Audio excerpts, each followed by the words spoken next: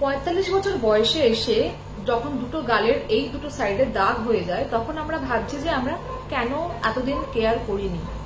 আর যখন কেউ ছোটবেলা থেকে কেয়ার করে তখন আমরা কি বলি, আরে বাবা এখন থেকে এত কিছু কি চেঞ্জ হচ্ছে। তো এইসব কিছুই হয় না, কিন্তু যখন 45 বা 40-র উপরে এসে দুটো গালে ছোপ ছোপ দাগ আসে, তখন আমরা খুব চিন্তায় পড়ি, আরে আমার মুখে দাগ এসছে। কিন্তু একবার যদি এই দাগটা চলে আসে, এই দাগটা কিন্তু রিমুভ করার কোনো উপায় নেই, একমাত্র সার্জারি ছাড়া। তো ঝটপট এইসবের কারোর কথায় কান না দিয়ে তুমি তোমার নিজের স্কিনের যত্ন এখন থেকে শুরু করো, ঠিক আছে?